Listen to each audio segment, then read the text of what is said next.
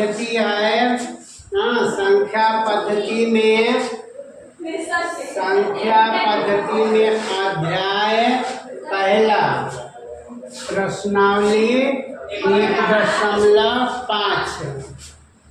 इसका तीसरा प्रश्न है, आपको याद होगा कि पाई को एक वृत्त की परिधि मान लीजिए सी ना। सी का मतलब होता है सी से सरकमफ्रेंस यानी परिधि ना। सरकमफ्रेंस का पहला अक्षर सी होता है, पहला अक्षर सी। तो सी परिधि मान लीजिए।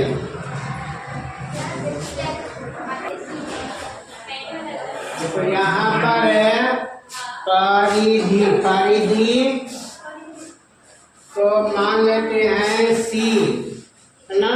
सी से मतलब होता है सरकमफ्रेंस, पूरा नाम है सी से होता है सरकमफ्रेंस है। अंग्रेजी में सरकमफ्रेंस कहा जाता है, परिधि को अंग्रेजी में सरकमफ्रेंस कहा जाता है। तो उसी का पहला अक्षर है सी और उसके व्यास मान लीजिए बी, यानी बी से होता है डायमीटर ना। व्यास को अंग्रेजी में डायमीटर कहते हैं।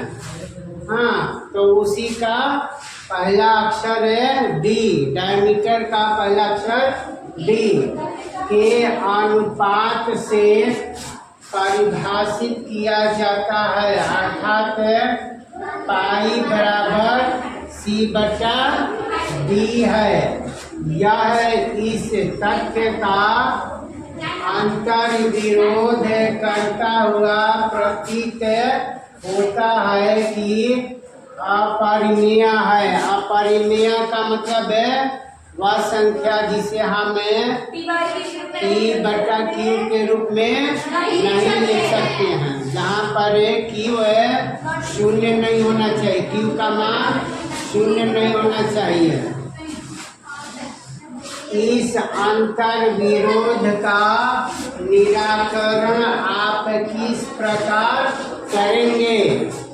तो उत्तर है इसमें कोई अंतर विरोध नहीं है।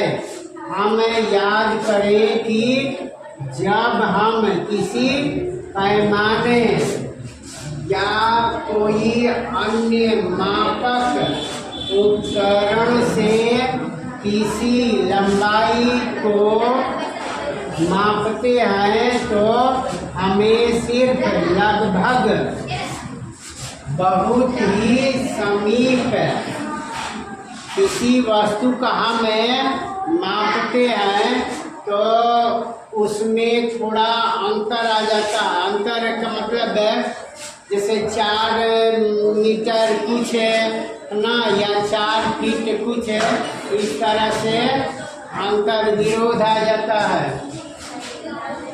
परिमेय मान का पता चल जाता है, इसलिए हम यह नहीं अनुभव कर पाते या जान पाते हैं कि या तो सी या डी अपरिमेय है।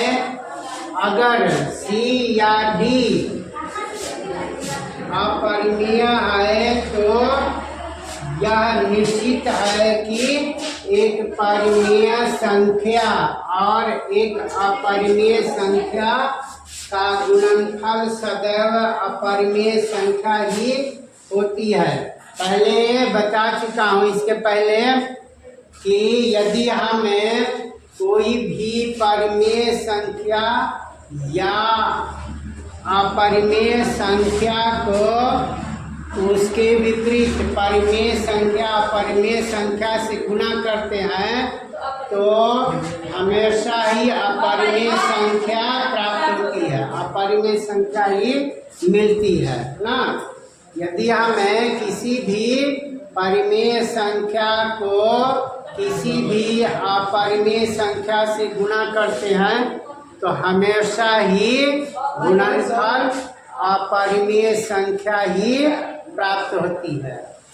या किसी भी अपरिमेय संख्या को किसी भी परिमेय संख्या से गुणा करते हैं तो गुणनफल हमेशा ही अपरिमेय संख्या ही प्राप्त होती है। या किसी भी अपरिमेय संख्या को किसी भी अपरिमेय संख्या से गुणा करते हैं तो गुणनफल अपरिमेय संख्या ही प्राप्त होती है। लेकिन कभी कभी यह निश्चित नहीं होता है। जैसे √3 को √3 क्या है? अपरिमेय संख्या। तो √3 को अपरिमेय संख्या से गुणा करते हैं तो कौन सी संख्या प्राप्त होती है? परिमेय संख्या प्राप्त होती है। √3 को √3 से गुणा करते हैं तो √3 में का रूट कट जाता है तो सिर्फ बच जाता गुणनफल 3। 3 क्या है? परिमेय संख्या है। तो यह निश्चित नहीं है कि हमेशा ही परिमेय संख्या को किसी परिमेय संख्या से गुणा करें तो ना किसी भी अपरिमेय संख्या को अपरिमेय संख्या से गुणा करें तो अपरिमेय संख्या ही प्राप्त होगी ना, परिमेय संख्या भी प्राप्त हो सकती है। तो यहाँ पर है कि एक परिमेय संख्या और एक अपरिमेय संख्या का गुणनफल सदैव अपरिमेय संख्या ही होती है। दूसरी ओर यदि C और D दोनों अपरिमेय होंगे तो उनका गुणनफल भी अपरिमेय ही होगा ना, अपरिमेय ही होगा। जैसे अगर हमें √5 को √7 से गुणा करें तो कितना गुणनफल होगा? √35 जो कि अपरिमेय संख्या है।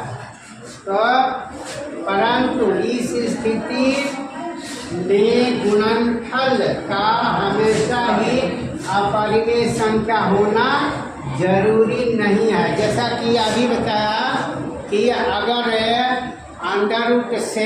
√7 क्या है? अपरिमेय संख्या।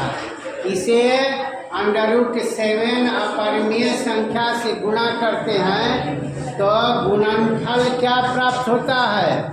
एक परिमेय संख्या प्राप्त होती है, क्योंकि √7 को √7 से गुणा करने पर 7 प्राप्त होता है, जो कि 7 क्या है?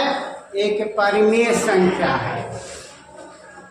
7 क्या